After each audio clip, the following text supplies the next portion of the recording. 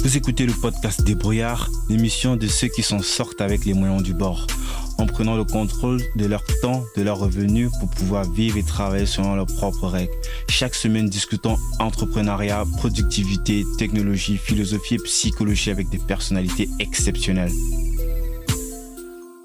Pour ceux qui écoutent pour la première fois, si ce podcast est quelque chose qui vous plaît, alors je vous serais très reconnaissant d'en parler autour de vous rendre sur Apple Podcasts ou toute autre application de podcast de votre choix et me laisser une évaluation. C'est ce qui m'aide le plus. Jessica Alogo est ingénieure en chimie. Elle a travaillé pendant 10 ans dans le secteur pétrolier au Gabon et en Asie, secteur dans lequel elle acquiert de solides connaissances en gestion des procédés et dans le management de qualité.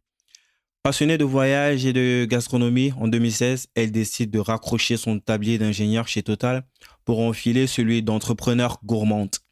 Et c'est ainsi qu'elle fonde une ligne de confiture gourmet basée au Gabon, les petits pots de Logoué, une marque d'épicerie fine qui crée des produits d'exception à partir du terroir africain. Forte de son expérience acquise au sein du secteur pétrolier, elle s'engage au travers de son entreprise à défendre des valeurs de commerce équitable, de développement durable afin de valoriser les ressources et les productions locales et les communautés qui les produisent. Au cours de la conversation qu'on va avoir, nous allons revenir sur son parcours d'ingénieur cadre chez Total à serial entrepreneur qui réalise un chiffre d'affaires après plus de 2 ans d'existence de près de 220 000 euros, soit près de 145 millions de francs CFA. On reviendra aussi sur l'importance du choix de nom d'une marque pour son entreprise. Vous allez découvrir une approche différente de la vente et du marketing. Vous allez découvrir aussi des techniques pour rapidement développer des compétences dans un nouveau domaine et pouvoir mieux vendre et mieux communiquer avec vos clients.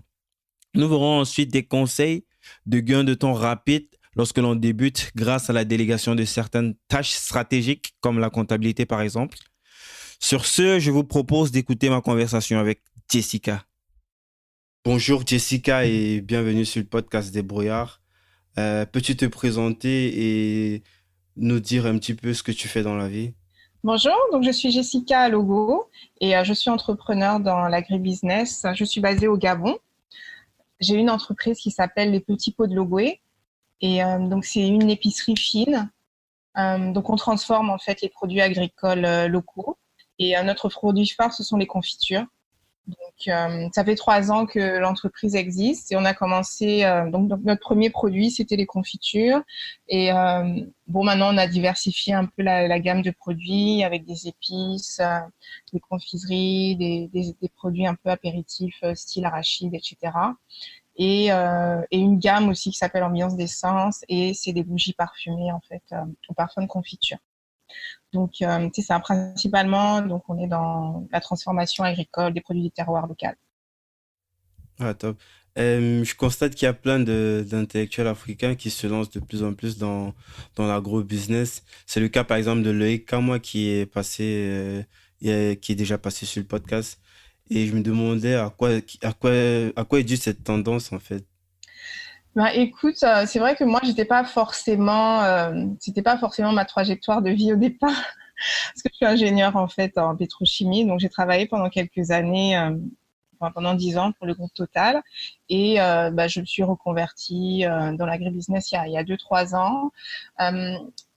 Pourquoi l'agribusiness? Je pense qu'il y a un vrai changement des mentalités aussi localement, dans le sens où, par exemple, nous au Gabon, on est vraiment sur un marché d'importateurs et on produit très peu localement. Et on se rend compte en fait qu'on a des matières premières et qui sont absolument pas exploitées, qui sont pas valorisées. Et voilà, pourquoi ne pas saisir cette opportunité-là de transformer les produits locaux, réduire les importations et amener aussi les populations locales à se familiariser finalement avec ces produits du terroir qui sont là et qui sont souvent à la poubelle en fait parce que les gens ne les consomment pas. Ils sont plutôt friands de produits importés plutôt que de produits locaux. Alors là, c'est pas forcément de leur faute, je pense, parce que c'est vrai que pour avoir moi-même été consommateur avant et pas du tout transformateur, c'est vrai que en termes de packaging, en termes d'aspect sanitaire, sécurité. Donc, je comprends aussi que les gens n'aient jamais été très portés peut-être à les consommer pour des raisons de confiance. Et donc moi, vraiment, quand j'ai lancé ça, mon initiative, c'était vraiment justement de créer un produit qui soit beau, qui soit bon, avec des protocoles de sécurité sanitaire rassurants pour le consommateur et démontrer qu'en fait, localement aussi, on est capable de faire aussi bien que les produits importés.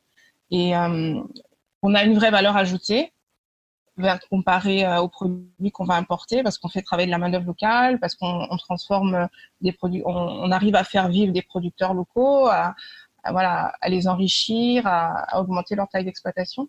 Et donc voilà. Donc je pense que c'est ça, c'est vraiment une prise de conscience de valorisation du terroir local. Et aussi pourquoi importer autant alors que localement on a les matières premières qui sont de bien meilleure qualité même que les matières premières importées. Et donc je pense qu'il y a un vrai créneau en fait, il y a une vraie opportunité d'affaires sur le segment. Ah, top. C'est vrai que tu l'as spécifié dans ta réponse que tu viens du secteur de la pétrochimie. Je sais pas si je devrais dire ça comme ça. Du moins, c'était ingénieur en chimie. Ouais. En Et chimie. en faisant C'est ça, tu me corriges Oui, ou... ingénieur en chimie, ouais. Ouais. Donc, en faisant mes recherches sur toi, j'ai lu dans le magazine, par exemple, Jeune Afrique, que l'un des déclics, en fait, c'était lorsque tu as reçu un cadeau d'un ami birman, Ouais, c'est ça. une quarantaine de kilos de mangue et tout. Je sais pas, tu peux nous raconter un petit peu l'histoire. Moi, je la connais déjà parce que j'ai lu le document, mais j'ai trouvé ça vraiment intéressant. Je sais pas si on peut partager ça avec les auditeurs. Oui, donc moi, pendant mon parcours professionnel, donc j'ai été expatriée en Birmanie pendant quelques années. Et personnellement, beaucoup. Et donc j'avais un collaborateur qui travaillait chez moi et bon, il savait que j'adorais les mangues, donc il me faisait toujours plaisir, il me faisait découvrir de nouvelles variétés parce que vraiment là-bas, franchement, il y a des variétés de mangues qui sont absolument hallucinantes, autant en termes de goût qu'en termes de texture et tout. Et le jour donc où j'étais démobilisée, où je devais rentrer au Gabon, donc on est sur le pas de la porte et puis il me dit ah madame, j'ai un cadeau pour vous et donc il me dépose un cajot de mangue de 40 kilos. Moi, j'étais déjà pactée jusqu'au bout. Franchement, c'était juste le cadeau empoisonné. J'étais là, mais non, mais à quoi il a pensé? Mais bon, évidemment, je peux pas dire non. Il y avait tellement de bienveillance dans ce cadeau-là. Et puis j'ai dit, bah écoute, allons à l'aéroport et puis on va voir. Là, je peux pas. Ok, on va gérer devant. Et puis bon, finalement, on a trouvé du fret. Donc, on a pris les mangues en bagages supplémentaires. Et donc, je les ai ramenés à Libreville. Ça nous a coûté une fortune. Il avait juste pas conscience en fait de la merde dans laquelle il me mettait, mais bon. Donc, ma mère à Libreville, parce que moi je vivais à Port-Gentil, donc je fais un petit stop chez ma mère avant de rentrer à Port-Gentil. Et puis bon, le lendemain, on ouvre le cajot de mangue et puis j'ai des mangues trop mûres. Donc ils sont encore bonnes, mais juste trop mûres quoi. Et il est évidemment hors de question de les jeter parce que bon, elles sont trop bonnes et puis elles m'ont coûté la peau des fesses. Donc j'ai dit bon bah qu'est-ce qu'on va faire de ces mangues trop mûres? Et donc voilà, bon, je réfléchis un petit peu et puis bon, je me dis ah ben tiens, bon ça, voilà, la texture mangue trop molle. Je dis ah ben tiens, on va faire des confitures. Tiens, bon, moi j'en avais jamais fait, mais bon, j'avais vu ma grand-mère maternelle faire des confitures à la fraise au Canada. Donc voilà, je regarde un peu sur internet, faire des confitures. Et puis là, ma mère elle rentre du marché et puis elle vient avec des fruits de la passion. Et après, je me souviens que j'ai de la vanille qu'on avait ramenée de l'île Maurice quelque part. Et puis, j'ai même une vieille bouteille de rhum qu'on avait ramenée de Cuba, genre il y a 4 ans. J'avais un petit fond. Et puis, du coup, moi, franchement, puisque la confiture, ce qui m'intéressait plutôt, c'était le voyage des saveurs. En fait, je me disais, ah, c'est trop bien.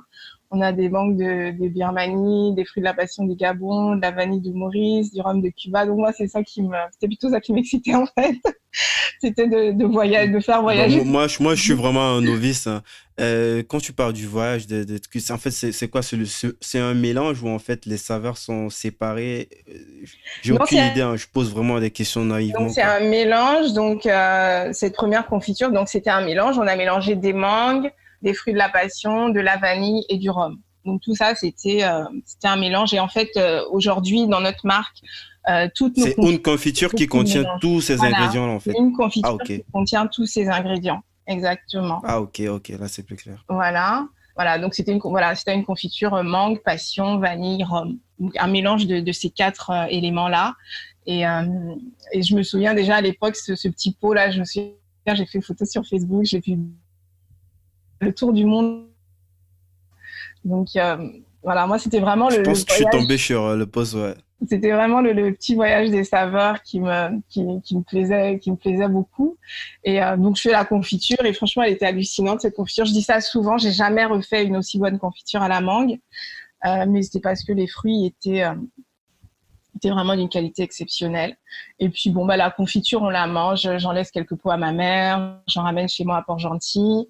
Et après ça, quelques mois plus tard, pareil. Bon, à Port-Gentil, j'ai une exploitation agricole derrière chez moi. Donc, un jour, je fais les courses pendant la semaine, j'achète des ananas, des fruits de la passion. Et puis, le samedi matin, je me réveille, j'ai pas mangé mes ananas, ils sont trop mûrs. Et puis, je me dis, ah, bah, tiens, je vais pas les jeter, je vais refaire la même confiture, mangue passion vanille. Mais je vais faire ananas passion vanille. Donc, je fais ma petite confiture.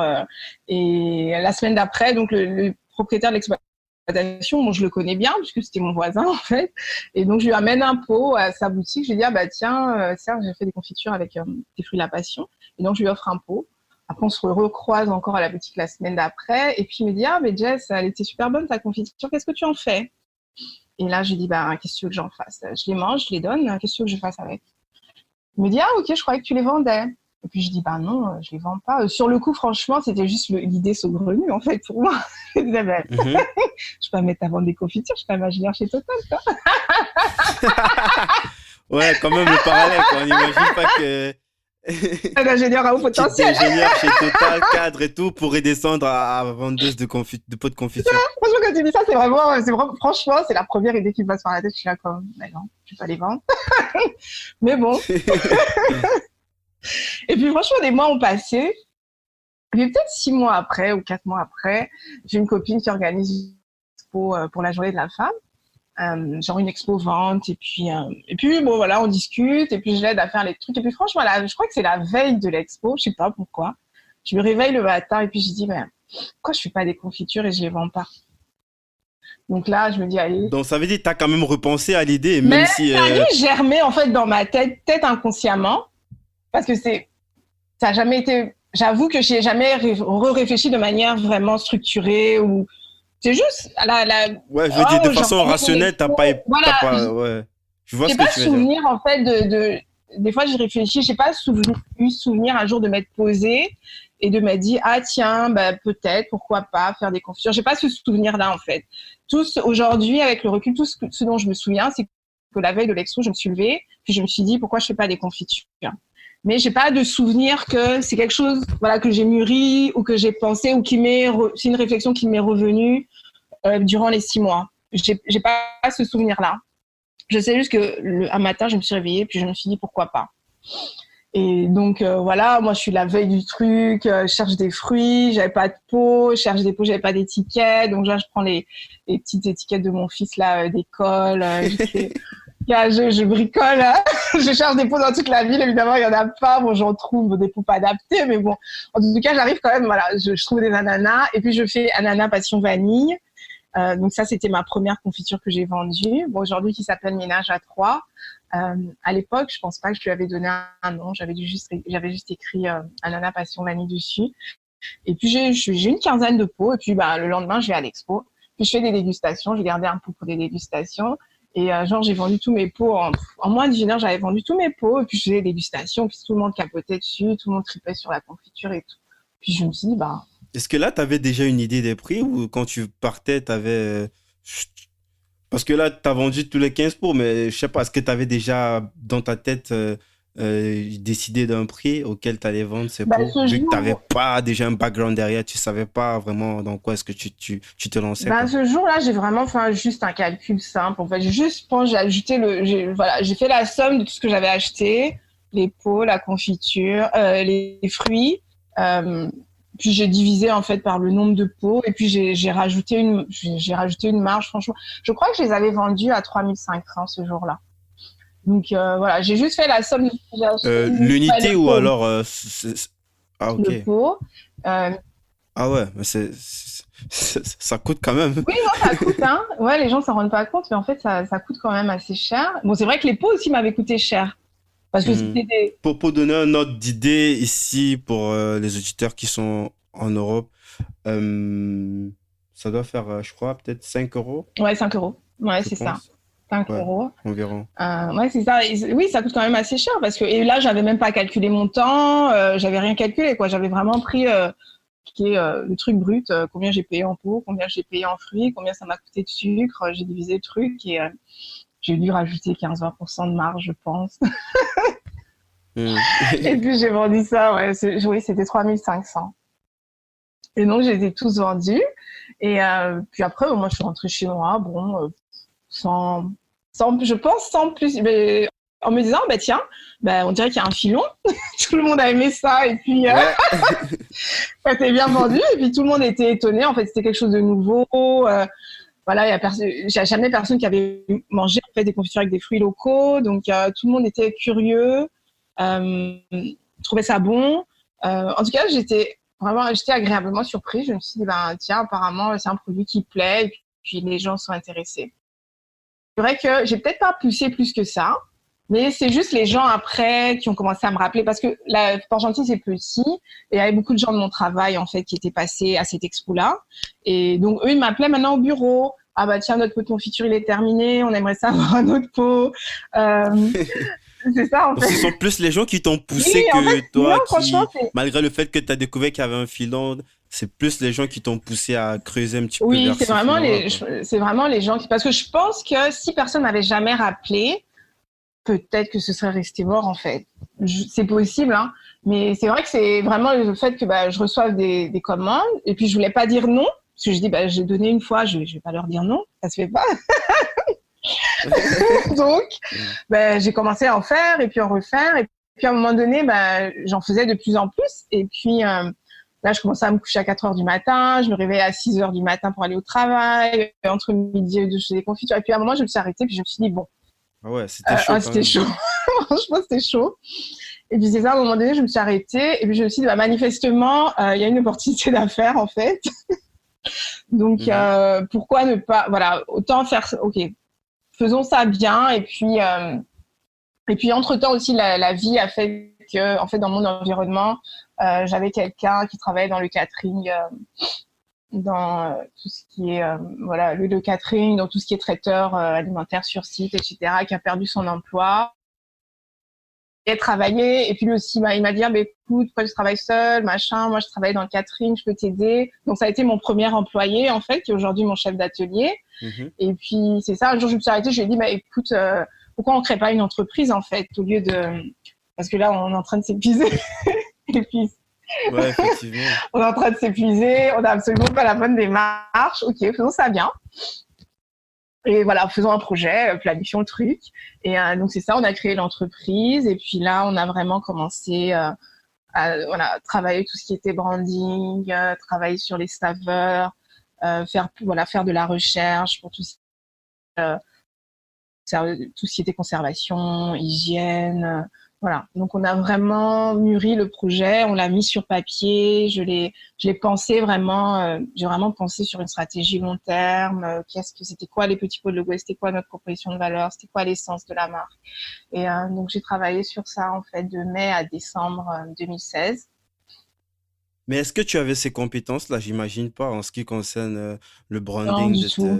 Vraiment, Je dis absolument ça pas. parce que, par exemple, quand on regarde, euh, il y a plein de personnes comme toi sur Internet, sur Facebook qui lancent des trucs comme ça, mais la façon dont toi tu t'es, par exemple, au niveau des photos, par exemple, la qualité des photos, je remarque il y a un vrai travail de fond, en fait, c'est pas de l'amateurisme. Donc, je me demande, est-ce que ce sont des compétences que tu avais déjà ou ce sont Non. des trucs que tu as dû apprendre dans le tas, en fait? Non, j'avais zéro compétence. Je ne connaissais pas du tout en communication graphique, en infographie. Je ne me connaissais absolument pas.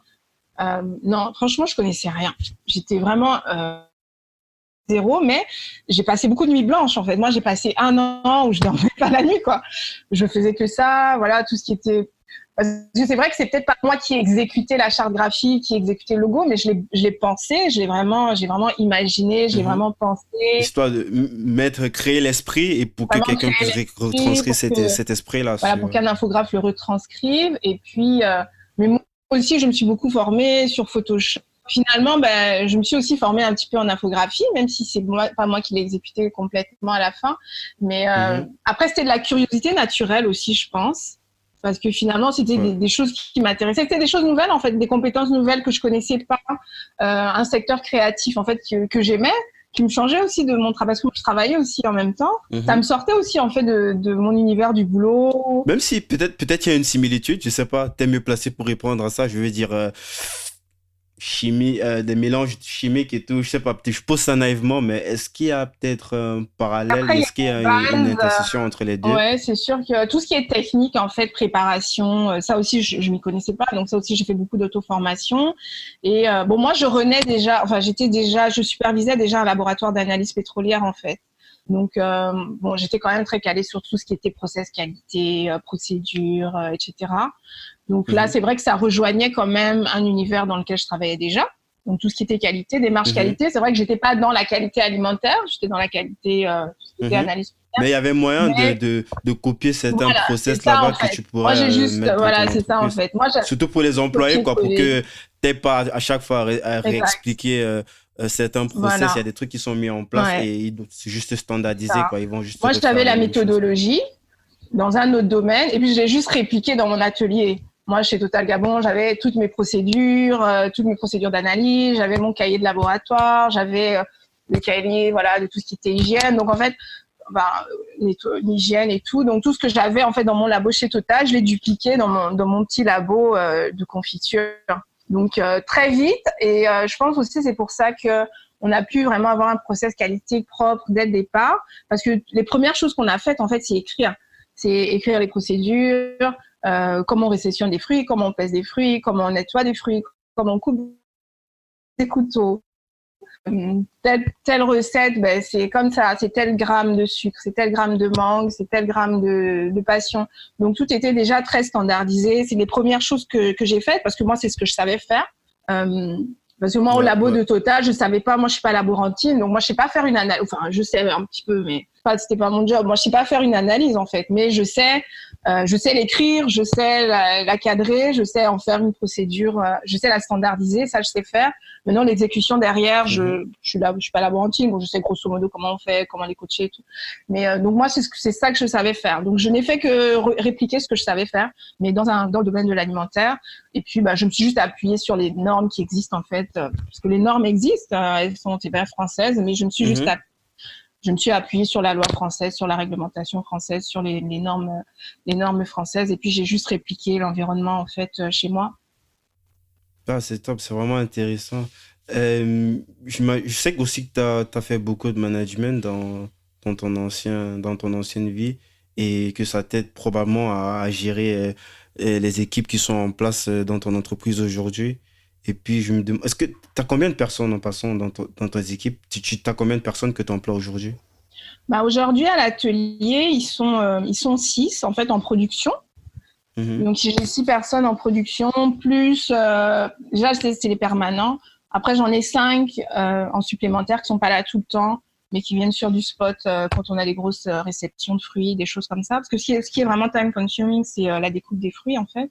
C'est ça qui mobilise beaucoup de gens. Mais ils sont 6 à temps plein, et après, j'ai 5 que je mobilise quand j'ai des grosses réceptions. Et puis après, à Libreville, j'en ai 3. Donc, ils sont avec moi à temps plein. Et puis, ils font surtout des animations magasins, des choses comme ça, où on gère les inventaires et tout. Est-ce que tu as tes propres magasins ou c'est juste tes Non, je partenariats distribue. avec des magasins qui... Ah, ok, Ouais, j'ai ok. pas de Et magasin est-ce que propre. c'est en projet? Est-ce que c'est quelque chose auquel tu penses d'avoir ton propre magasin qui porte le nom de ta marque? On n'a même pas encore précisé en passant, Les petits pots euh, de Logoué. c'est quoi les petits pots de Logoué? Je sais pas si c'est une ville ou ça, je sais pas ce que ça Logoué, c'est représente. un fleuve. Ogoué. Ah, c'est un fleuve. Ça sonne beaucoup, parce que moi, je suis originaire du Cameroun, mais il y a beaucoup de trucs chez vous, comme ton nom, par exemple, qui sonnent comme des trucs de chez nous. C'est entre parenthèses, peut-être ça n'intéresse pas les gens, mais je crois qu'il y a beaucoup de Ouais, ouais. similitudes avec mon Il y a beaucoup pays de aussi. similitudes. Et Ouais. après, on a des peuples aussi qui sont frontaliers, donc les peuples du nord du Gabon qui sont frontaliers avec le sud du Cameroun. Oui, l'Ogooué, en fait, c'est un fleuve, c'est le plus grand Mhm. fleuve du Gabon. Donc, c'est un fleuve qui traverse le Gabon. donc les petits pots de l'Ogooué. Et c'est un fleuve qui, en fait, passe par Port-Gentil. Donc Port-Gentil, moi, c'est la ville où j'habitais quand j'ai commencé à travailler. Mhm. Et donc le fleuve passe à Ah, les gens, ils Port-Gentil. peuvent s'identifier à ça, en Voilà, fait. donc c'est vrai que au début, c'est pareil, on parlait un peu de branding, de création d'identité de marque, etc. Et bon, je dis souvent, si j'avais eu peut-être les connaissances, enfin, si j'avais eu le bagage aujourd'hui que je connais peut-être en création de marque et tout, j'aurais peut-être pas choisi ce nom-là. Mais bon, bref, Pourquoi? c'est Pourquoi un c'est nom, intéressant que tu en c'est parles? un nom qui est juste trop long en fait. Il est trop long. Il est très difficile à Mhm. prononcer pour un nom francophone euh, Et peut-être à et retenir. à retenir. Si t'es pas du secteur, en fait. Voilà. Déjà, un nom francophone, les petits pots de l'Ogooué, laisse tomber. Un anglophone, il y aura beaucoup de mal à le dire, à le retenir. Et c'est vrai que même pour un francophone, c'est long. Et après, pour tout ce qui est identité visuelle, branding, c'est difficile c'est quand même complexe à travailler, en fait. Parce que pour que la marque soit bien lisible sur un visuel, surtout que les visuels sont petits, en fait. Les étiquettes, c'est petit. Ouais, pour que ça reste dans le cadre, en fait. C'est Vu ça, que pour c'est long, que ce soit quand même, ça peut être voilà, chiant pour que ce soit parfois. visuellement remarquable et tout ça. C'est quand même compliqué un peu à gérer sur Ouais, l'étiquette et j'imagine, tout. j'imagine. Mais je pense en même temps que ça peut être aussi un mal pour un bien. Parce que ça sonne comme chez nous, quoi. Et c'est pour nous. Et puis, il y a d'autres Mhm. étrangers qui peuvent peut-être solliciter, mais c'est peut-être un mal pour un bien. Peut-être il y aura une plus grosse communauté dans l'avenir qui, plus du côté africain, Peut-être. qui va consommer, Mhm. qui pourra s'identifier à ce nom, tu vois. C'est pas non plus un produit français, C'est ou... ça. Oui, en même temps, bon, je dis ça Mm. aujourd'hui, mais en même temps, j'aime bien. Parce que des fois, je pose la question, je dis, bon, est-ce qu'on change pas? Ou est-ce qu'on le raccourcit? Alors, Ouais. enfin, je pense que je garderais Ogooué dedans. Mais Mhm. des fois, je me dis, bon, peut-être le squeezer un petit peu les pots de Ogooué, peut-être pas les petits pots.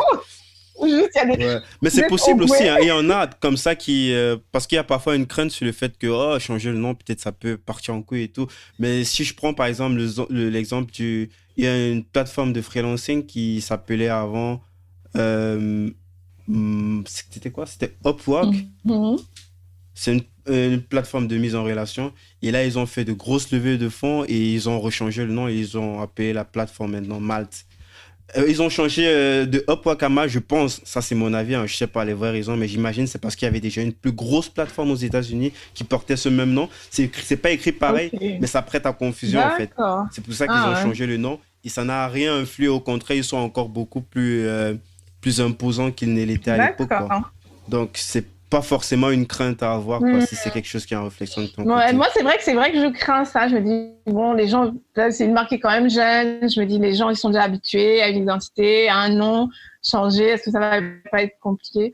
Bon, du coup, c'est vrai que bon, je change, mais j'avoue que moi, j'aime bien, en fait, des petits pots de logo aussi. Je sais pas. Je trouve ça quand même, je trouve ça mignon. C'est un nom que j'aime bien. Maintenant, comme je dis, c'est vrai que maintenant, avec le recul, tu analyses d'autres paramètres, en fait, qui te font dire, bon, parce que le nom, tu peux l'aimer toi, mais finalement, ça peut ne pas être le bon nom qu'il faut, même si toi tu l'aimes Ouais, bien et que les gens effectivement. l'aiment bien, c'est peut-être juste pas le bon nom. Bon, il y a plein de paramètres comme ça. Bon, pour l'instant, je ne mets pas trop de pression, c'est bon. Je laisse savoir, on verra après. Ok, d'accord. Et est-ce qu'en parallèle, tu travailles toujours chez Total? Non, je travaille plus chez Total. Ou J'ai arrêté de travailler chez Total, ça fait 2 ans.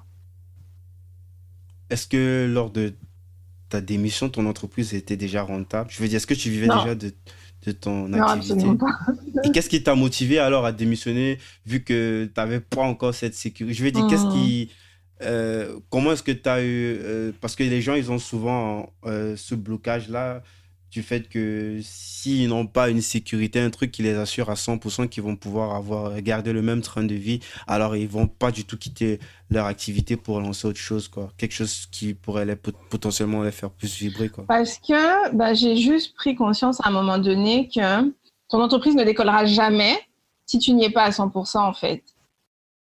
Parce que j'ai travaillé dessus, tu sais, j'allais au boulot, je travaillais un petit peu sur mon entreprise quand je finissais le boulot et à un moment donné, tu te retrouves quand même extrêmement frustré parce que moi, je me retrouvais frustrée parce que je trouvais que j'avais pas assez de temps à consacrer à mon entreprise. Il y avait tellement de choses que j'avais à faire et mon boulot me prenait trop de temps. Donc, en fait, mon boulot devenait une contrainte personnelle pour moi. C'était plus chiant qu'autre chose. J'avais juste pas envie d'être à mon travail. J'avais envie d'avoir ce temps-là pour faire ce qui m'intéressait vraiment, qui était de travailler sur mon entreprise. Et puis, à un moment donné, je me suis rendu compte qu'en fait, c'était pas possible de gérer les deux. Et que si jamais je prenais pas la décision de m'y consacrer, ben, je pourrais jamais exécuter ce que j'avais planifié. Et effectivement, je n'en vivrais jamais.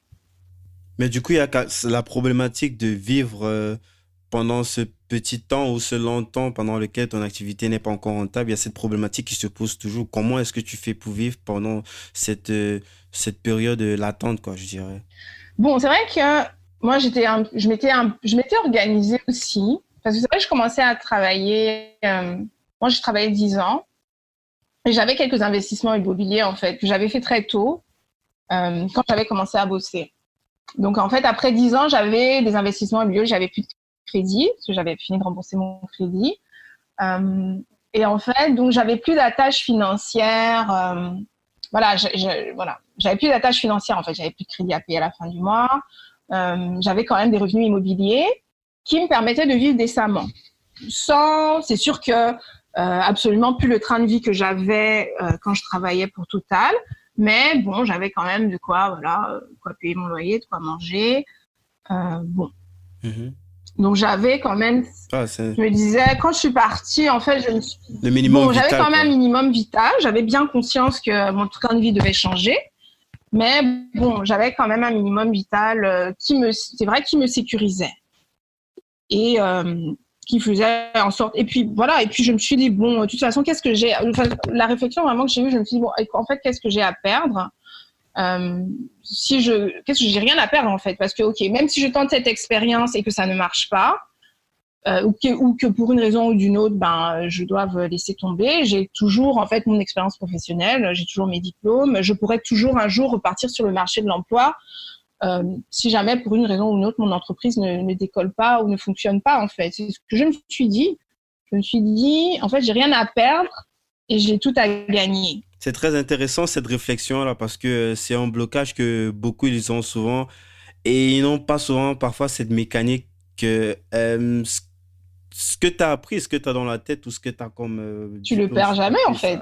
ça disparaît pas. Ça disparaît pas. Tu peux toujours rentrer. Il y a juste, comme on dit souvent chez nous, il y a juste seulement la honte de retourner vers ce que tu faisais avant. Oui. Mais sinon, il n'y a rien de pire. Quoi. Franchement, moi, je me suis vraiment dit ça. C'est même pas une honte, en fait. C'est une expérience. Tu auras quand même gagné quelque chose de ça. Moi, je me suis dit, en fait, c'est une expérience à côté de laquelle ce serait dommage que je passe à côté de cette expérience-là.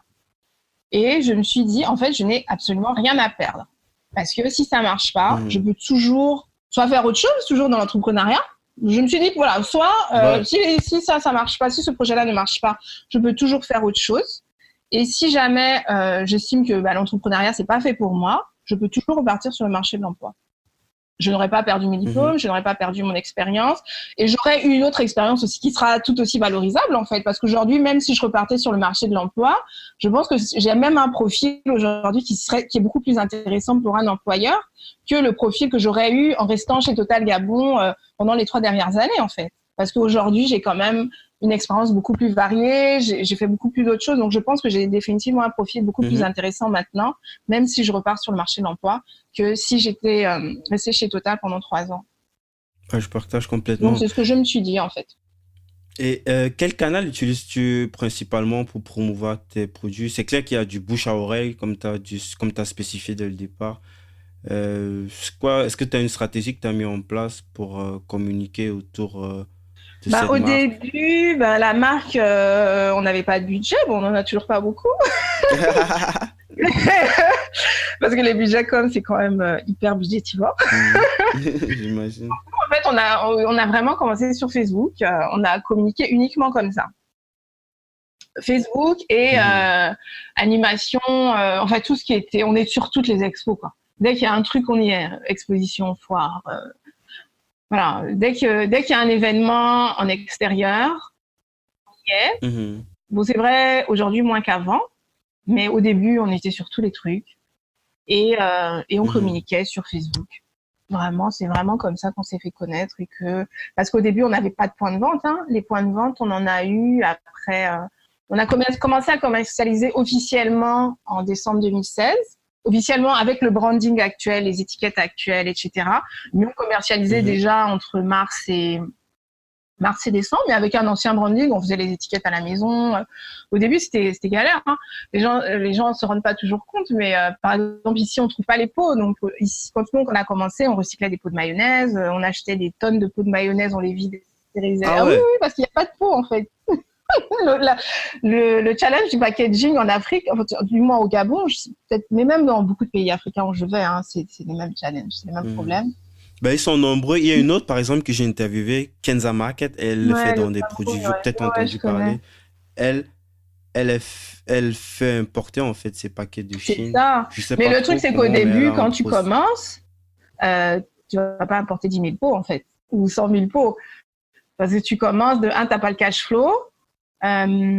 Deux, je sais pas si tu vas les vendre, donc tu vas pas forcément. Ouais, t'es en mode bêta, Oui, t'es en train de voir s'il y a une réelle en demande mode, et puis je de valider teste mon cette demande marché, en avant fait. de. Donc, et puis même les fournisseurs, tu les connais pas, tu sais même pas comment les trouver.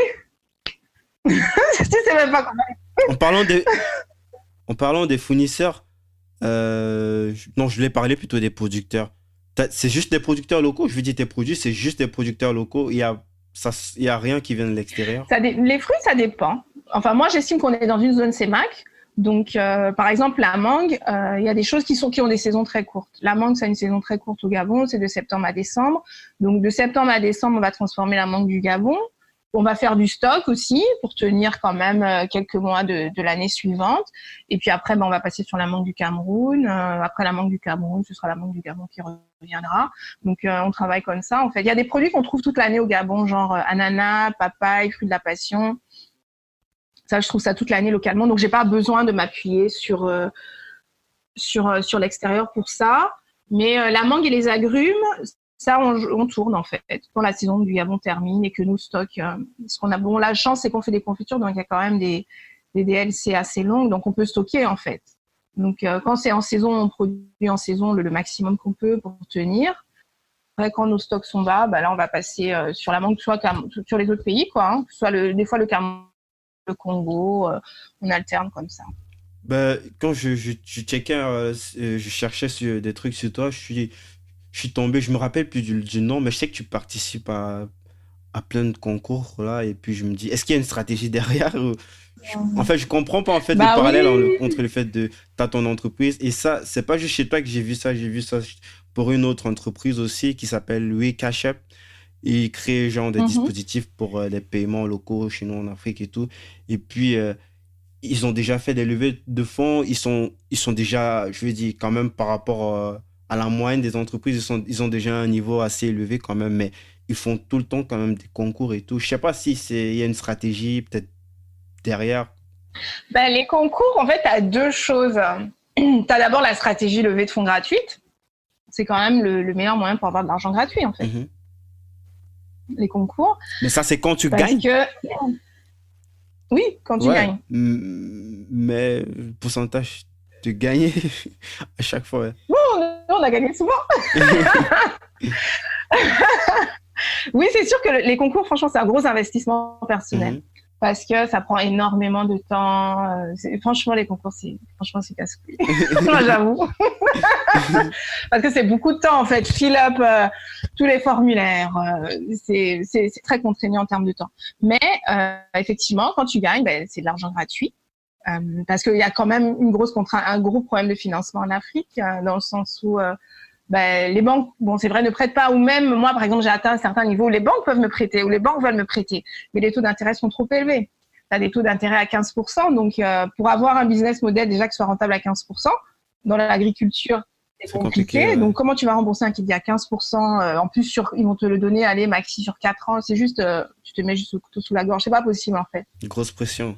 Donc en fait, même quand tu as la possibilité technique, tu ne peux pas en fait, parce que voilà, ça fit juste pas avec le modèle économique de l'entreprise, donc tu peux pas rembourser un crédit à 15%. Et donc voilà, donc tu écartes les banques en fait. parce que l'argent coûte trop cher dans les banques.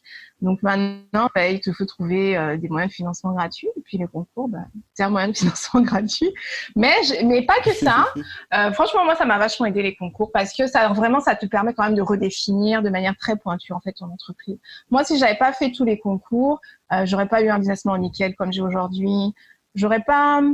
Mon entreprise serait pas là où elle est aujourd'hui si j'avais pas fait les concours. Parce que ça m'a vraiment poussé, ça m'a vraiment forcé à travailler sur tous les aspects de mon entreprise en fait, qu'ils soient financiers, qu'ils soient proposition de valeur, qu'ils soient voilà. Déjà, ça m'a appris déjà l'entrepreneuriat. Moi, le premier concours que j'ai fait et qui m'a beaucoup appris, c'est le Tony Elumelu. Ça, c'était vraiment 4 mois intensifs de formation. Et ça, Tony Elumelu, c'est pas beaucoup d'argent, c'est $5,000. Donc, tu le fais pas pour l'argent, mais vraiment, tu le fais pour la formation. Parce que moi, ça m'a appris vraiment beaucoup, beaucoup de choses que je connaissais pas. Et quand tu sors de là, tu as vraiment travaillé ton business plan, mais vraiment en détail, sur tous les aspects. Et moi, ça m'a beaucoup apporté. C'est vraiment de là que j'ai vraiment... Peut-être le réseau aussi. Ensuite, le réseau. Parce que c'est vrai, quand tu fais des concours, vous êtes de partout dans le monde. Donc, vous avez des plateformes où vous échangez, des plateformes WhatsApp, des plateformes web. Et donc, en fait, tu te crées un réseau. Moi, aujourd'hui, je vais dans n'importe quel pays d'Afrique et je connais quelqu'un, en fait. Même si je connais pas personnellement, je vais juste sur un de mes groupes WhatsApp, je poste un message. Ah, les gars, je serai, je sais pas, en Namibie la semaine prochaine, qui est là-bas. J'ai des gens qui vont me répondre. Donc, quand j'arrive localement, j'ai déjà un réseau qui est là. Si je cherche des trucs, ils vont m'orienter. Je vais toujours chercher des gens dans l'agribusiness forcément, donc je vais aller les rencontrer, on va discuter, on va échanger, qu'est-ce que vous faites, etc. Donc pour le réseau aussi, franchement, c'est un super gros avantage pour le réseau aussi. Et puis pour la notoriété aussi, parce que en fait, à travers les concours aussi, ça communique en fait. Tu as eux aussi communiquent sur ton entreprise, donc voilà. Donc en termes de notoriété et de visibilité aussi, ça aide. Ouais, c'est top. Et est-ce que tu as des objectifs pour 2019, des trucs que tu aimerais absolument atteindre? Pour 2019, alors, après, on a un objectif chiffre d'affaires. Et puis, on avait aussi un gros. En parlant de chiffre d'affaires, est-ce que tu peux communiquer librement dessus? C'est quoi les chiffres aujourd'hui, ton entreprise? Est-ce que ça te dérange d'en parler? Non, en fait, notre vraie première année, c'était 2017. Donc, en 2017, on avait 60 millions de chiffre d'affaires. On avait planifié, on avait fixé comme objectif une progression à 20%. Donc là, on vient de clôturer le bilan 2018.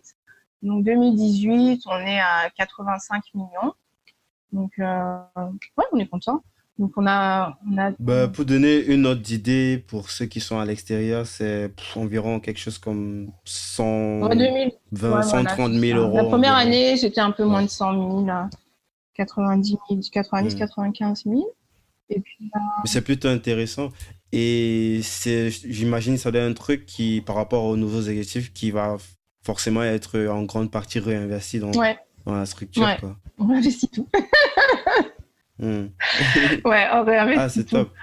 Ouais. Top. Oui, donc en termes d'objectifs, l'année passée, on les a dépassés un petit peu. Donc cette année, c'est toujours mis. Bon, je sais pas si on n'est pas très ambitieux, on est toujours sur une croissance à 20%.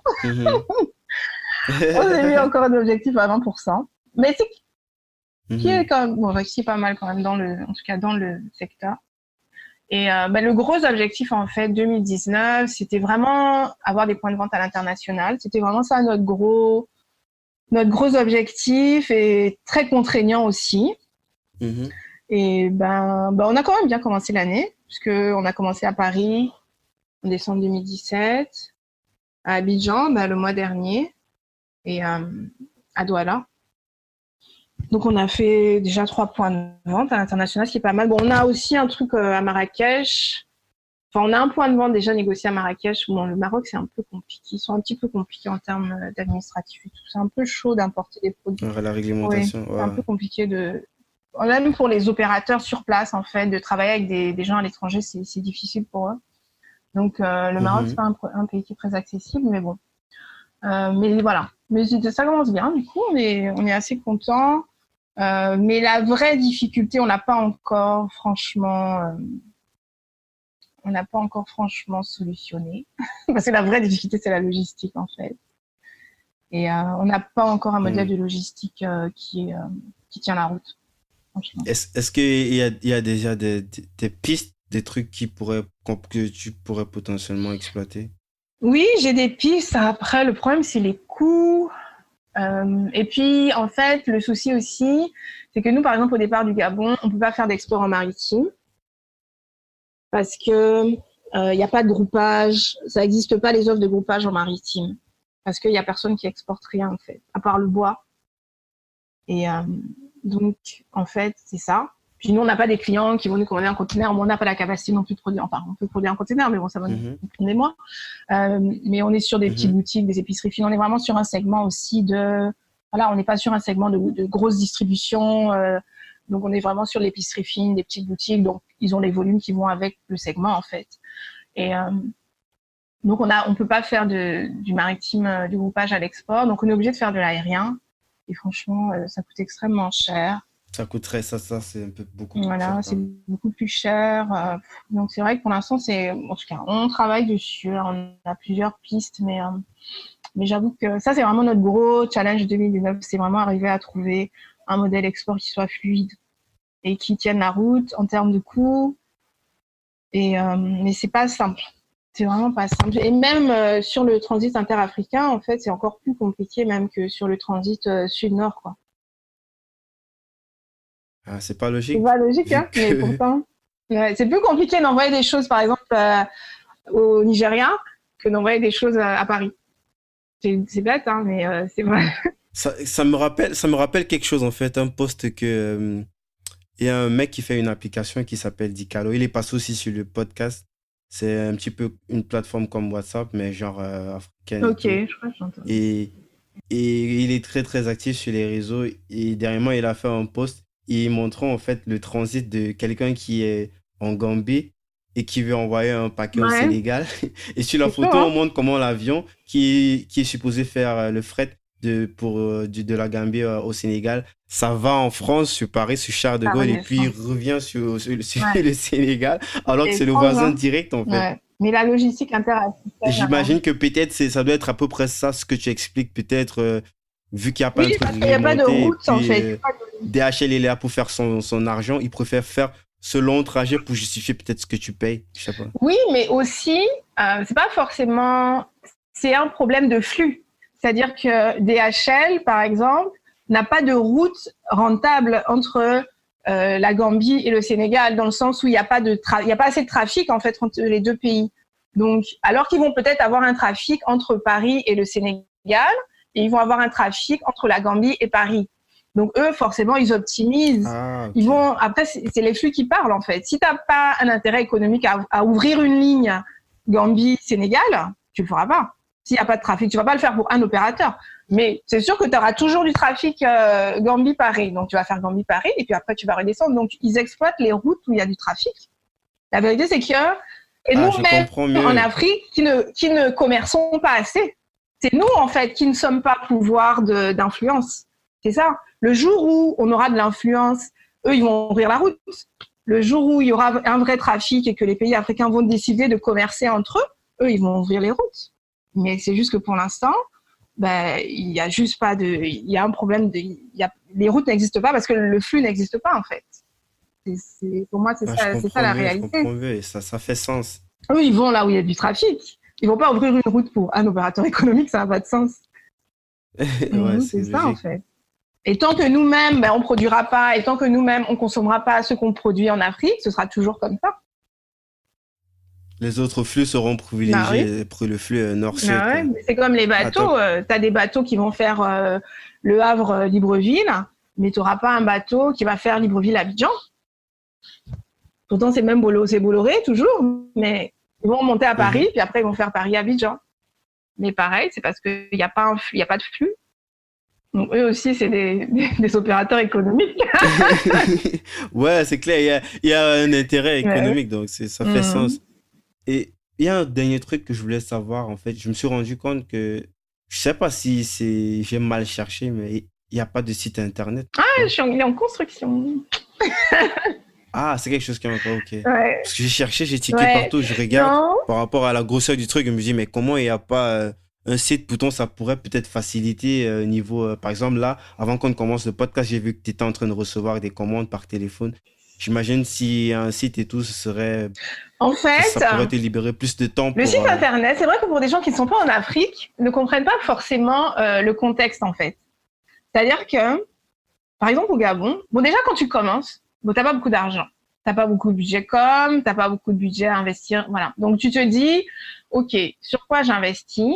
Et puis tu regardes un peu comment les gens consomment et comment les gens se comportent en fait. Au Gabon, par Mhm, exemple, les gens ne vont pas sur les sites internet.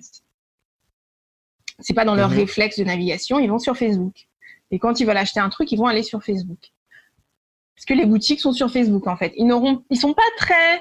Enfin moi je le vois. Des fois je fais des tests. Je vais faire une page de capture sur Mailchimp. Donc je vais. Ok, il faut que les gens ils cliquent, qu'ils aillent sur Mailchimp. Les taux les taux d'ouverture ils sont super mhm. bas en Essayer de fait. capturer un petit Parce que peu, les ouais. gens ils sont paresseux. Ils veulent juste pas aller sur un site internet. Ils veulent rester sur Facebook. Ou peut-être sont pas assez éduqués. Parce que aller Voilà. sur Bon, en fait Facebook, c'est ça. ils vont arriver sur le shop, mais D'accord c'est avec toi. toujours pareil, c'est toujours le même bouton shop acheter que tu pourrais Je suis retrouver sur d'accord. un site Voilà, en internet. fait, c'est exactement ça et tu as tout à fait raison. La semaine dernière, j'étais dans une conférence sur le numérique et pareil, en fait, les gens crachaient sur les internautes et tout. Je disais non, en fait, c'est pas qu'ils sont, et moi-même je le dis aujourd'hui, ils sont paresseux, c'est pas ça, alors que je disais la semaine dernière, je disais tout le contraire. C'est juste qu'ils sont pas éduqués et que, eh ben, en fait, il n'y a pas assez de sites internet local et donc, ils savent juste pas, en fait. Et c'est ça. C'est juste qu'ils sont pas éduqués et que du coup, bah, il faut les éduquer. Il faut faire plus de pages de capture, il faut faire plus de redirection vers des sites pour que les gens, ben, en fait, prennent l'habitude et comprennent que bon, Facebook, ce n'est qu'une page d'attraction et qu'après, le contenu est ailleurs. Donc, il faut les éduquer à ça, en fait. Mhm. Et, mais ça prend vraiment une éducation parce que moi-même, quand je discute avec les gens, non, on n'a pas envie d'aller cliquer sur un lien et tout. Donc, voilà. C'est Ouais. vrai. C'est bizarre Ouais, quand non, même, non? Le parallèle avec la façon dont les gens ils réfléchissent ici en Occident, en fait. ouais, en fait, eux, ils comprennent pas que Facebook, ce n'est que de la capture et qu'après, le contenu, il est pas là. Le contenu, il est ailleurs, dans un un environnement qui est beaucoup plus intéressant, beaucoup plus facile. Ils comprennent pas ça, en fait. Donc, c'est vrai que quand tu commences, tu te dis, bon, bah, pourquoi je vais investir 3 000 euros enfin, pourquoi je vais investir de l'argent pas, en fait? Et tu dis, bah, je vais me Est-ce qu'on concentrer peut là où les gens revenir? sont. T'as parlé de 3 000 € pour un site. C'est un shop, n'est-ce pas? Ouais, c'est bah, Sauf les si sites internet, c'est un c'est quand truc, même très c'est un cher. truc que t'es pas, que tu vas. Si c'est pas indiscret, est-ce que je peux savoir c'est quoi que tu vas utiliser comme CMS? Tu vas partir sur un WordPress associé à un WooCommerce et tout. C'est un WordPress. Franchement, pour l'instant, j'ai même pas mis de shop. Et je vais t'expliquer pourquoi. Pour l'instant, j'ai vraiment juste fait un site vitrine. Euh, bon, c'est vrai on repense à la stratégie tout le temps parce que j'avais mon problème de logistique, en fait. Et je me suis dit, si je fais un shop, parce que moi, je peux pas faire du DHL door to door. Je peux pas envoyer un pot de confiture à quelqu'un qui est en France par DHL. Ouais, juste un pot, ça a pas de sens. Ou même 5 pots. Voilà, en fait, c'est-à-dire que le, C'est le problème de le coût flux du que tu fret, parlais en fait. voilà, encore une fois, un problème de flux. Le coût du fret est 2 fois plus cher que le coût du pot, en fait. Donc, techniquement, euh, tu sais que tu peux pas faire du door-to-door. Pour que ce soit rentable pour quelqu'un qui achète, il faut vraiment qu'il t'achète peut-être 15 pots pour que, ok, le coût du fret soit un peu dilué et que ça ait du sens. Mais bon, quelqu'un qui va sur un site, bon, il veut acheter 3-4 pots, il vient pas pour acheter du volume, quoi. Il vient pas pour acheter 15 pots. Un internaute lambda. Donc en fait, je me suis dit, bon, la vérité, quelle est maintenant aujourd'hui? Je ne peux pas faire du door-to-door DHL parce que justement, problème de trafic, les coûts sont encore trop élevés. Moi, des fois, je suis dégoûtée quand tu sais que tu vas sur Alibaba et le DHL en France est gratuit. Moi, je suis dégoûtée, quoi. Je dis, putain, moi, ça me coûte 50 $ pour envoyer un peu de confiture à Mais Paris. tu sais que tu peux packager. Je dis ça parce que c'est quelque chose sur lequel je pense pas que ce soit un problème que j'en parle. Avec Gaël, par exemple, de Kenza Market, puisque je l'ai aidé pour son shop. Euh, le shop, d'abord, il est en francs CFA. Mhm. Et les commandes, euh, il y a moyen, en fait, de packager, en fait. En fait, que ce soit, pour que quelqu'un fasse une commande, que ce soit déjà une certaine quantité bien précise qui te permet d'être rentable, quoi. Ah, d'accord. Ok, de faire un lot, en fait, ta commande minimum et, Ouais, de et telle sorte que soudain. en attendant, par exemple, que ce flux peut-être prenne du volume, Mhm. il y a déjà quand même moyen de Une commencer offre à de créer le base. canal, quoi, ouais, à créer un... Mais pour que ce soit, entre guillemets, euh, gagnant-gagnant, quoi. Que, en même temps, tu Ok, vas je pas vois ce que fusiller tu la veux dire. personne avec une très, très grosse commande, mais une commande de Ouais. base moyenne pour que toi, tu puisses, toi aussi, avoir ta marge malgré le fait que... Je sais pas si tu vois ce que je veux dire. Oui, oui, oui, je comprends. C'est-à-dire que tu proposeras peut-être pas à la vente un pot de confiture, mais tu vas proposer un package, je sais pas, je dis Ouais, une bêtise, à 15 euros. un petit peu Il y comme les aura un paniers pot que de tu fais, confiture, un un panier poivre, avec, voilà. ouais, un petit peu comme ton Ouais, je truc chez vois les ce que tu paniers, veux c'est, dire. je pense que Oui, oui, oui. ça reflète très bien cette idée-là. Ça, peut-être, ça Ok. pourrait plus Ouais, j'ai intéresser pas les gens. pensé.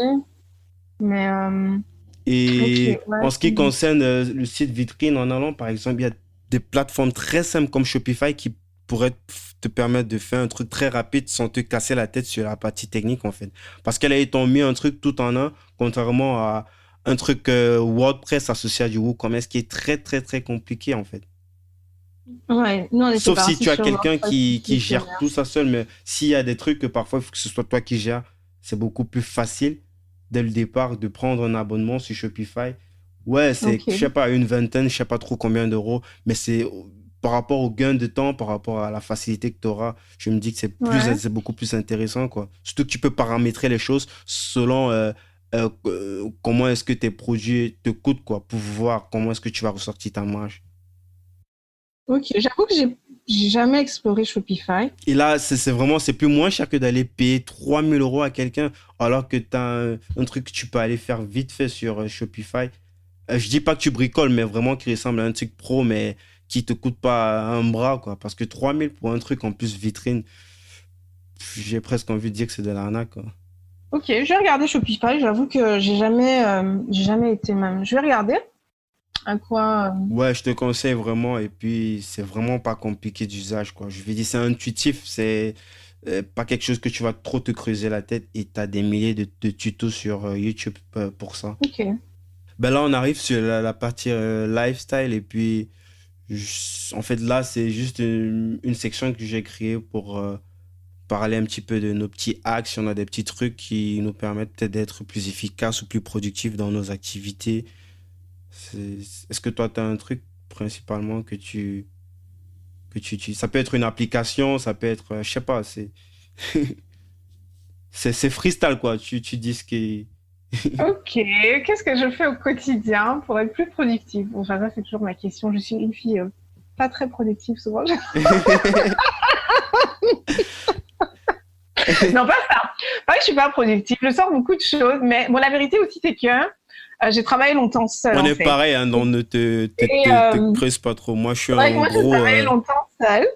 Et en fait, je fais mes trucs dans ma tête. Mais moi, ça, bah, justement, on parlait de management et tout. Euh, et, et je dis souvent ça, c'est-à-dire que quand tu as été cadre dans une grande entreprise et que c'est encore plus difficile pour être quelqu'un qui a été cadre dans une grande entreprise de devenir entrepreneur, je trouve, que pour quelqu'un d'autre. Parce qu'en fait, quand tu travailles dans une grande entreprise, tu as un environnement en fait qui est là pour te soutenir. Voilà, t'as tout en fait. Tu as des RH qui travaillent pour toi, tu as des cost controllers qui travaillent pour toi, tu as le budget qui travaille pour toi. Donc, toi en fait, tu fais de l'analyse mais tu collectes les datas chez tout le monde en fait. Et puis finalement, quand tu deviens entrepreneur, tu dois faire ça toi-même. Et là, Hmm. tu te rends compte que c'est super chiant. Enfin, que c'est bon, je rigole souvent. Je dis mais c'est souvent peut-être plus difficile pour moi d'acquérir c'est tout là, ces skills d'entrepreneur parce que j'ai été hyper assistée en fait toute ma vie professionnelle. J'avais une machine en fait j'avais une machine derrière moi Ouais. et moi d'appeler un cost control ou un gars de ma finance et il me sortait En les fait, les chiffres. process étaient là pour que toi, tu sois très efficace, Voilà, quoi. les procès étaient là pour que moi je sois très efficace.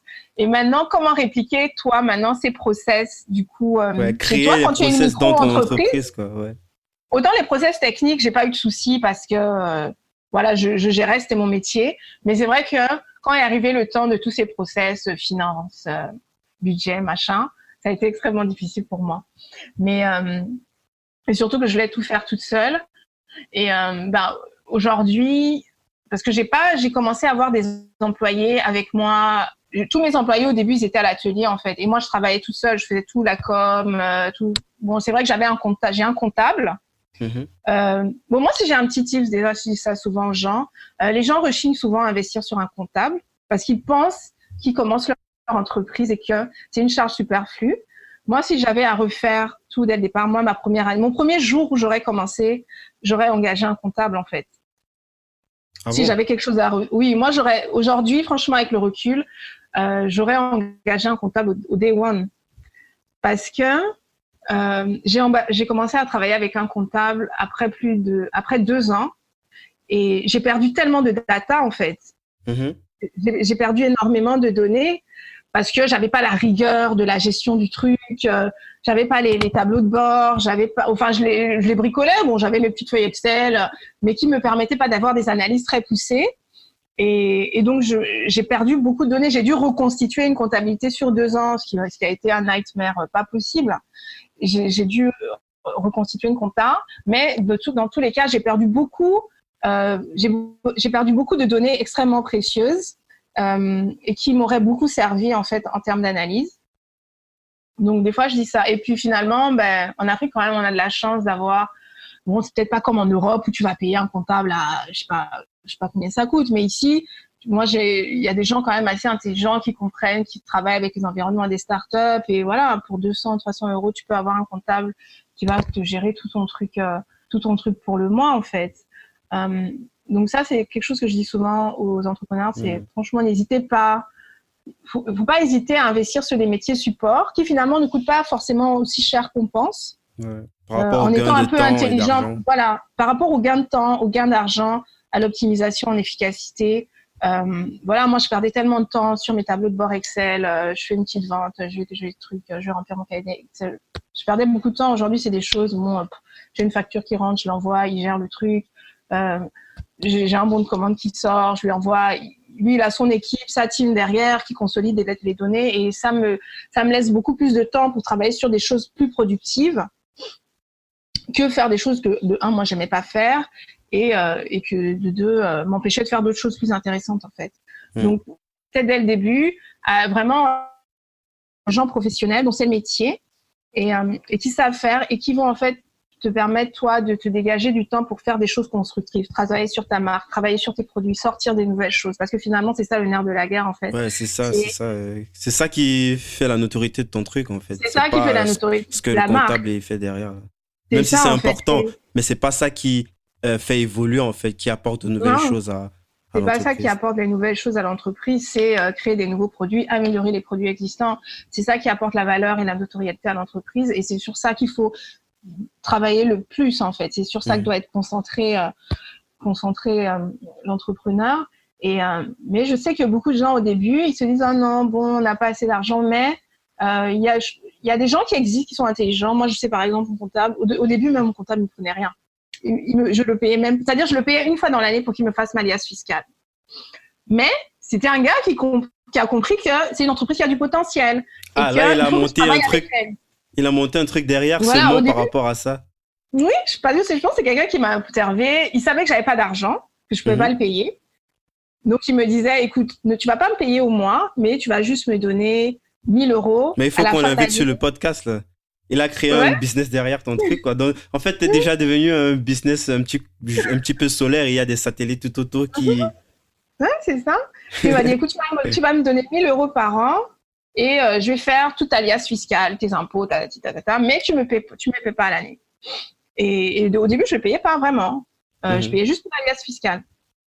Et c'est après, maintenant, c'est juste cette année maintenant que que je le paye en fait. Mais pendant 2 ans, au début, je le payais pas. Donc il y a des gens quand même intelligents qui voient quand même le potentiel, se disent bon, cette entreprise là, peut-être qu'elle peut pas me payer aujourd'hui, mais elle a le potentiel de grandir. Et je Ouais, sais que dans quelques années, ce sera un bon client. ouais. Dans quelques années, je pourrais en faire un vrai client. Et voilà, il y a des gens qui prennent des paris comme ça et qui finalement Bah, le qui mec, s'avèrent il est vraiment intéressant. Ça m'intéresse beaucoup. C'est très, très malin de sa part. être des paris gagnants. Et en fait, je pense dans tous les domaines, en fait, on peut trouver des gens comme ça. Mhm. Alors, ce sera peut-être pas, ce sera pas le gros cabinet comptable, peut-être, mais ce sera Ouais, un mais par comptable très rapport à bien. la valeur qu'il t'apporte, Le surtout job, quand t'es voilà, rien, par quand t'es en rapport à la bas. valeur exactement. Et en fait, moi, je pense que même dans tout ce qu'on fait, moi, au début, même, j'avais des infographes que je payais pas. ou très peu. En fait, j'avais clairement conscience qu'ils me facturaient très peu en fait par rapport à la valeur que eux m'apportaient. Mais pareil, ils savaient que bon, ok, bon, j'avais pas les moyens, ils pouvaient pas me facturer comme ils facturent normalement. Mais encore une fois, c'était un pari pour eux de se dire bon bah écoute, on investit quand même sur une entreprise qui grandit et qui a du potentiel et qui un jour sera un client, qui sera un vrai client. Donc, je pense que dans tous les domaines, il faut juste pas avoir honte en fait. Je pense que les gens ont souvent honte ou sont souvent gênés peut-être d'aborder les gens dans ce sens-là. Mais il faut avoir beaucoup d'humilité et souvent aller vers les gens et Poser les en fait, questions, demander, ça coûte rien. voilà, demander en fait, ça coûte rien. Venir en disant écoute, moi j'ai pas d'argent, mais j'ai besoin d'un comptable. Moi, c'est ce que je fais. Au pire, tu t'es fait insulter, c'est pas si grave. C'est ça. Au pire, tu vas te faire jeter. Mais voilà, j'ai pas d'argent aujourd'hui, mais j'ai besoin d'un comptable et dans 2 ans, je suis sûre que je serai un super client. Et voilà, il faut juste, au pire, qu'est-ce que tu as à perdre en fait? Et il y a plein de gens qui le font même par plaisir. Moi, j'étais à Dubaï, c'est drôle, j'étais à Dubaï la semaine passée et c'est vrai, je fais des beaux shoots et tout, mais j'ai jamais travaillé avec une vraie food stylist en fait. Vraiment une food stylist dont c'est le job et tout, professionnel et tout. Et c'était vraiment mon rêve. Et quand je devais aller à Dubaï faire quelque chose, je me suis dit, tiens, j'ai essayé de trouver un food stylist. Et donc, je cherche sur Internet. Donc, j'envoie une dizaine de mails. Et puis, j'ai une dame qui me répond, d'origine libanaise, française. Et mais spontanément, elle me répond. Et une réponse franchement super, très, très chaleureuse, en fait, qui me dit, ah bon, j'ai vu votre message et tout. Je vois que vous êtes une petite entreprise. Bon, vous n'avez pas l'argent, vous n'avez pas les moyens de me payer, mais venez à Dubaï, on va discuter. Et donc, elle me dit ça direct. Puis moi, elle me dit, je sais que t'as pas d'argent pour payer, mais viens, on va voir ce qu'on peut faire. Et donc, je suis allée la voir. Elle me dit, oui, bon, écoute, j'ai été sur ton Instagram. Franchement, j'aime bien ce que tu fais. Ça va me faire plaisir de travailler avec une entreprise en Afrique et de moi aussi contribuer et apporter ma participation, en fait, à la progression d'une entreprise. Et donc là, elle me dit, bon, écoute, hein, moi, je travaille avec Nestlé, je travaille avec la vache qui rit. Franchement, un shoot, ça coûte $10,000. Minimum. T'es scotch d'abord. Elle me dit, pour faire un shoot, ça nous prend 3 jours. On facture.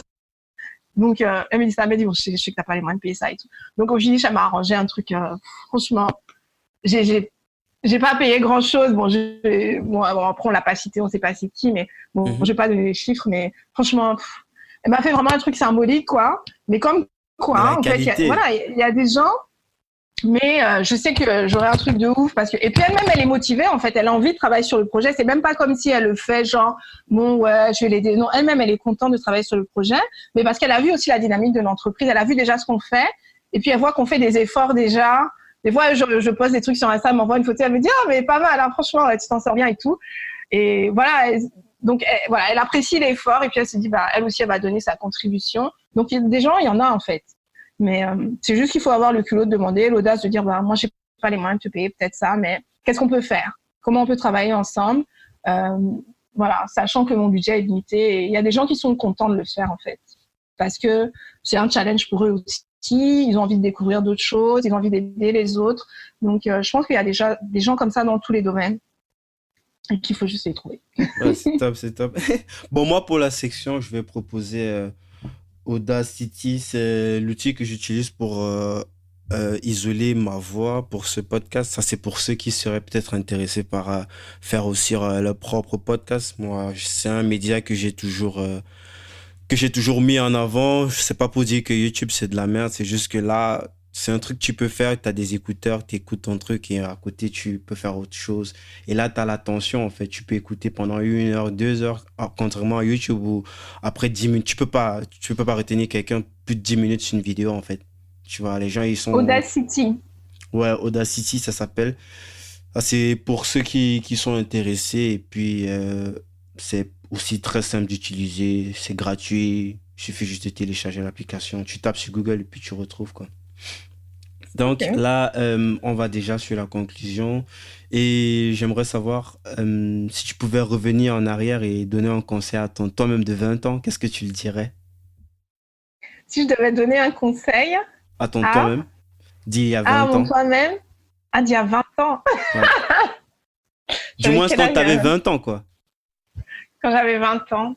Ben, en fait, le conseil, moi, que je donne, c'est en fait, il faut savoir s'écouter et Parce qu'en fait, aujourd'hui, on est dans une société qui laisse peu de place à l'instinct et à son instinct personnel et à l'écoute, en fait, de son fort intérieur.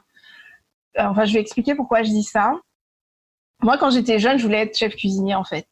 Et mais mes parents m'ont formellement interdit ça. Ils m'ont dit non. Mais parce qu'à l'époque, bon, C'est je comprends bizarre aussi parce que qu'il y a quand même, il y a quand même un parallèle, quoi. Tu reviens à ça voilà, plus c'est tard. pour ça Bon, en c'est fait pas que je exactement dis ça, mais ça. c'est C'est presque pas ça. exactement ça, mais c'est pas loin. C'est pour ça en fait que je dis ça quand je dis il faut apprendre à s'écouter et à se faire confiance en fait. Dans le sens où, bah là moi aujourd'hui finalement après 30 ans, je fais ce que je voulais faire quand j'étais plus jeune. Et finalement, peut-être que les gens auraient dû me laisser m'écouter moi, me laisser suivre ma propre voie finalement. Peut-être qu'aujourd'hui j'aurais été un super chef cuisinier parce que finalement c'était peut-être ça ma voie. C'était ça peut-être que je devais faire dans la vie. Bon, on m'a orienté vers d'autres choses. On m'a dit non, il faut être ingénieur dans le pétrole, machin. Finalement, j'ai perdu 20 ans de ma vie. Pour revenir, c'est vrai que je suis pas chef cuisinier, mais pour revenir quand même à l'univers qui jeune me plaisait, qui jeune dans quoi je me projetais quand j'étais jeune et s'écouter parce que beaucoup de gens aussi me demandent mais comment tu as fait pour partir, quitter ton emploi. Encore une fois, c'est juste l'instinct en fait, juste à un moment donné tu te dis bon, ok. En fait, la vie me dit ça en fait, la vie me dit écoute Jess fais ça et à un moment donné j'ai juste à arrêter de réfléchir parce que c'est vrai que tu réfléchis tout le temps. Tu calcules, ah oui, mais si je pars, j'aurai plus d'argent, enfin, j'aurai moins d'argent, comment je vais faire? Et puis là, tu calcules, tous les jours, tu fais des calculs dans ta tête et tu ne prends jamais de décision parce que tu ne te bases que sur des choses très mathématiques. Et à un moment donné, j'ai arrêté de calculer et je me suis juste écoutée. Je me dis, OK, qu'est-ce que ta voix intérieure te dit, en fait? Qu'est-ce que ton instinct te dit? Et puis, mon instinct me disait de le faire et que ça marcherait. Mais vraiment, mon instinct me disait ça. Puis à un moment donné, j'ai dit, bon, bah, écoute, fais juste écouter ton instinct. Mais on n'est pas formaté pour ça dans la vie. Les civilisations, on n'est pas très formaté pour s'écouter soi-même, pour s'écouter sa voix intérieure, pour écouter son instinct. Et c'est ce que je dis souvent aux gens, en fait.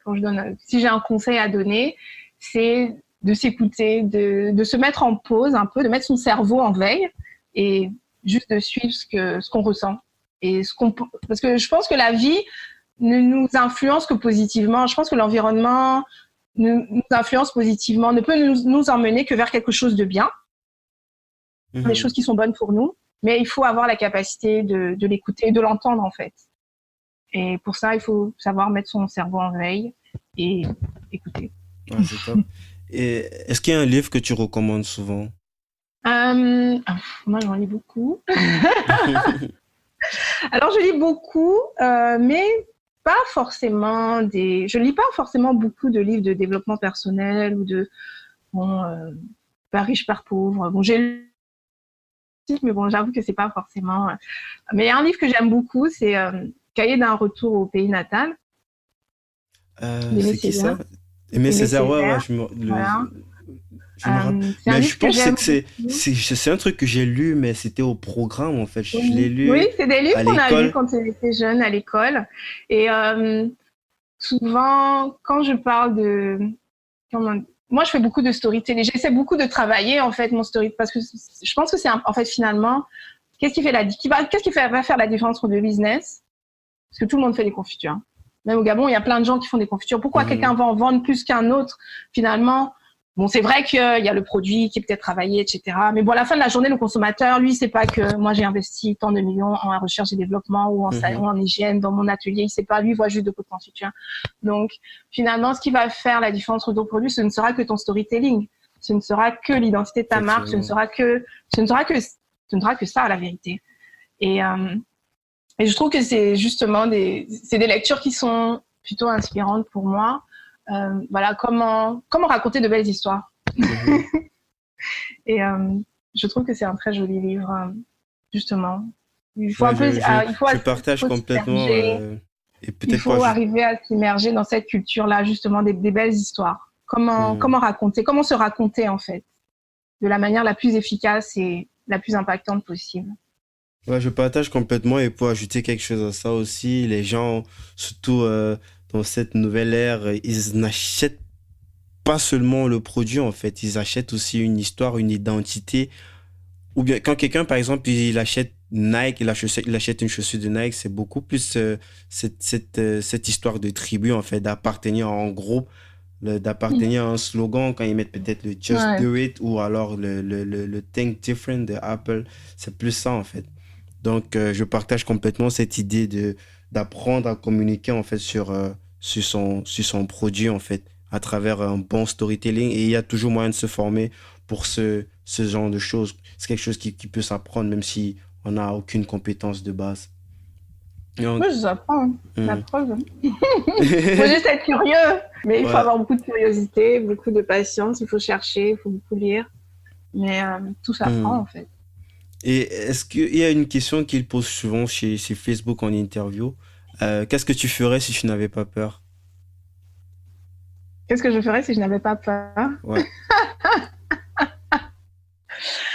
Qu'est-ce que je ferais si je n'avais pas peur? Aujourd'hui, en lien avec mon business, si j'avais pas peur, j'irais m'installer ailleurs, en fait. Ailleurs, c'est où, par exemple? J'irais m'installer, pas forcément complètement, mais en tout cas, j'irais parce que moi j'ai trop de contraintes. En fait, j'ai un environnement qui est très contraignant en fait, mais dans le pays où je suis, hein, Mhm. j'ai un environnement qui est quand même assez hostile. Mes contraintes d'exportation, mes coûts de revient qui sont super élevés, machin. Et bah dans un pays, je vois bien genre le Burkina. Je vois bien le Burkina en fait. Le pays Je suis des dans le hommes pays. intègres. Ouais, c'est un pays qui me parle beaucoup. Ou le Kenya. Le Kenya, Et ouais, en plus là-bas, c'est un gros boom là-bas. Ça va tellement vite avec les ouais, startups. Ils font ou des le trucs Kenya. impressionnants là-bas. Le Kenya ou le Burkina, et franchement, j'irais juste m'installer là-bas, quoi. Si j'avais pas peur, demain, je partirais. C'est vrai que c'est pas très ouf pour les Gabonais qui vont dire hey, pourquoi elle va où celle-là? C'est ça, en fait. Mais c'est-à-dire qu'à un moment donné, c'est marche ou crève. C'est-à-dire que c'est ce qui est compliqué, ou des fois, j'essaie d'en discuter avec les gens, et les gens ne comprennent pas forcément. Euh, Parce qu'en même temps, on est dans un monde très globalisé, mais en même temps, il y a quand même un certain repli identitaire chez les gens, dans le sens où les gens, par exemple, sur un Made in Gabon. Ils veulent que les produits soient faits localement. Ils veulent que. J'ai dit, mais pour moi, honnêtement, aujourd'hui, franchement, on est dans un monde tellement globalisé que pour moi, on peut plus se permettre, en fait, de vouloir avoir une identité aussi forte sur des produits. La preuve, Apple, il fabrique en Chine. Qu'est-ce qui est important, en fait? C'est quoi la valeur ajoutée d'un produit? Finalement, c'est pas l'exécution, c'est pas la préparation. Ce qui est important, la valeur ajoutée d'un produit, c'est la recherche qu'il y a derrière, c'est la recherche et développement, c'est l'identité de C'est marque. la qualité Après, qu'on produit en fait. c'est ça. Après, créer le produit en lui-même, faire un peu de confiture, en fait, tout le monde peut faire ça n'importe où dans le monde. Donc, pour moi, c'est pas vraiment ça la valeur ajoutée. C'est la recherche qu'il y a eu avant, ta formule, ta recette, l'identité de ta marque, comment tu l'as travaillé, c'est ça qui est important. Après, l'exécution, pour moi, c'est un truc qui n'a finalement pas tellement de valeur ajoutée. C'est comment tu communiques, comment tu marketes, c'est ça la valeur ajoutée du produit. L'exécution en elle-même, n'importe qui peut faire ça. Même mon fils de 6 ans, je lui explique qu'il va le faire. Hmm. Donc, mais je constate que, et c'est vrai dans beaucoup de pays, même dans tous les pays africains, même je vais au Cameroun, ça va être très made in Cameroun, on veut que le produit soit fait localement. C'est-à-dire qu'on associe le made in à la production sur le territoire. Alors que pour moi, aujourd'hui, on ne peut plus se permettre de réfléchir comme ça parce que si ça te coûte trop cher de produire chez toi, tu produis ailleurs. Mais la réflexion, la créativité, elle est là en fait.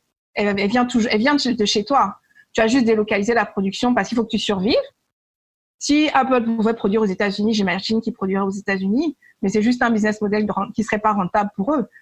Donc, Mais comme les gens, ils ont plus pareil la pour nous. réflexion de, vu que tu crées aussi des emplois au niveau local et tout, ils se disent que ils voient presque ça comme une trahison en Mais fait. tu Et crées de même ici l'emploi en quand Europe, même. ça se voit.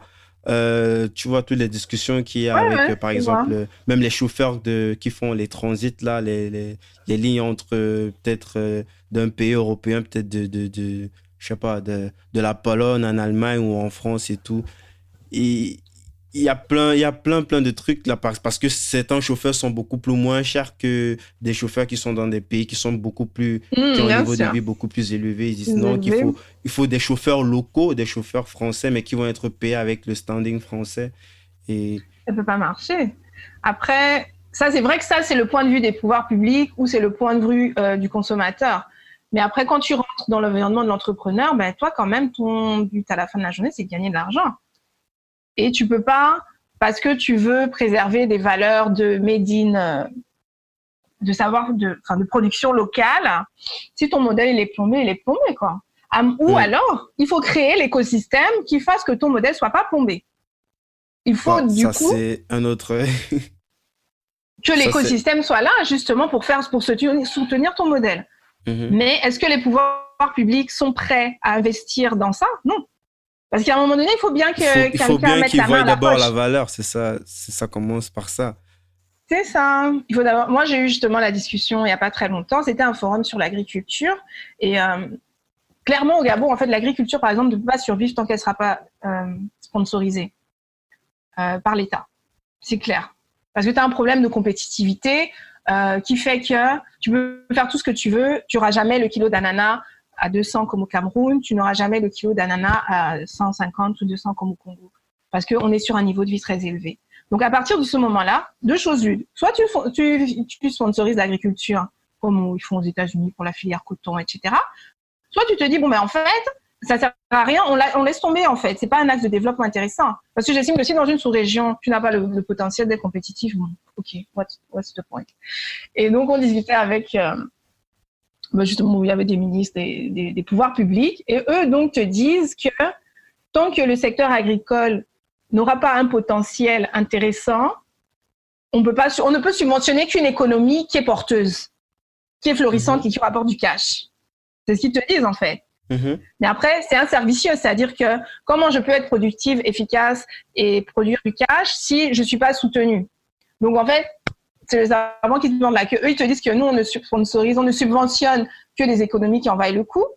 Mais en même temps, comment j'arrive à créer de la valeur si je ne suis pas financée dès le départ? Donc, c'est toujours ce truc-là. Donc, effectivement, eux, ils n'y voient pas d'intérêt parce que pour eux, ça ne rapporte pas d'argent. Mais en même temps, s'ils n'investissent pas, ça ne rapportera jamais d'argent. Donc, c'est compliqué. Donc, tu te rends bien compte que les pouvoirs publics, effectivement, ne vont jamais subventionner la filière parce que pour eux, elle n'est pas porteuse financièrement. Mais donc, si l'écosystème n'est pas là, ben, tu vas produire ailleurs.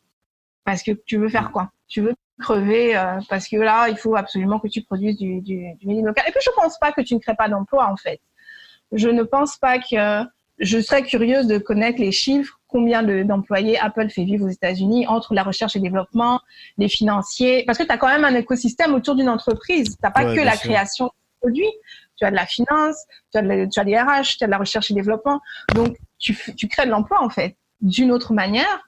Donc, est-ce que c'est pas mieux de garder une entreprise qui peut être florissante et qui grandit mais qui produit ailleurs, mais du coup, comme qui est très grande, fait vivre beaucoup de RH, beaucoup de financiers, dans le pays, plutôt que de laisser, voilà, une petite entreprise vivoter parce qu'elle veut faire du local content et qui finalement n'emploie que peu de personnes, en fait. Bon, entre les deux, qu'est-ce qui est mieux? Je préfère une grosse entreprise qui produit peut-être pas localement, mais qui fait vivre beaucoup de gens en finance ou en recherche et développement localement qu'une petite entreprise qui est là et qui vivote et qui fait vivre 10 personnes, quoi, qui emploie 10 personnes. Au finish. Ah, c'est top. Jessica, où est-ce qu'on peut envoyer les gens qui veulent peut-être en savoir plus sur toi ou qui voudraient commander, je sais pas, peut-être tes créations? Alors, en attendant notre site internet, donc ce sera lespetitspotsdelogoé.com. Donc, ils peuvent aller sur ma page Facebook, sur ma page Instagram. À Paris, on a un point de vente chez BMK Paris Bamako, 14 rue de la Fidélité dans le 10e. À Douala, on a un point de vente au DigiQuest, c'est à Bonapriso.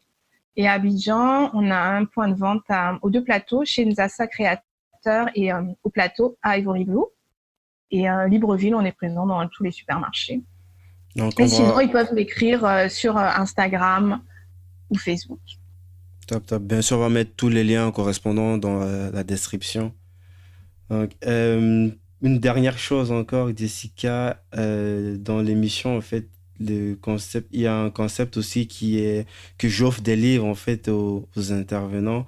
Et le livre auquel j'ai pensé pour toi, je ne sais pas si tu l'as déjà lu, ça s'appelle Le pouvoir du moment présent. Je ne sais pas si tu connais. J'ai déjà entendu, je ne l'ai pas lu, mais j'ai déjà entendu parler de ce livre, ouais. de Eckhart Tolle. C'est quelque chose que j'ai lu dernièrement. C'est vraiment très intéressant. C'est quelque chose qui m'a vraiment bouleversé. Et puis, je t'enverrai ce bouquin et puis Ah, super. tu pourras m'en dire ce que tu en penses. Bien sûr, je vais mettre aussi un lien dans la description pour ceux qui se sont potentiellement intéressés par le bouquin. Et ben là, on arrive sur la fin. Donc, merci de m'avoir accordé de ton temps. Et puis, Merci à toi. c'était vraiment très instructif. Salut. Salut! Merci d'avoir été avec moi jusqu'au bout de cet épisode de Débrouillard. Si vous avez apprécié l'émission, la première chose à faire est de le dire à l'invité via les réseaux sociaux. Vous trouverez le lien de ses profils dans la description de l'épisode. Faites-le, c'est très important pour le remercier et pour montrer que Débrouillard est écouté. Presque aussi important, abonnez-vous au podcast et laissez un avis sur Apple Podcasts ou iTunes. 5 étoiles de préférence, ça permet à Débrouillard de monter dans les rankings et d'être donc découvert par de plus en plus de gens. Toutes les informations pour savoir comment vous abonner et ne pas rater les prochains épisodes sont sur débrouillardpodcast.com. Et à cette adresse-là, vous trouverez les informations sur comment me laisser les évaluations iTunes. Enfin, pour ne rien rater, pour ne rien manquer des activités et des coulisses, vous pouvez me suivre sur LinkedIn en cherchant Débrouillard. Merci d'écouter ce podcast et à la semaine prochaine.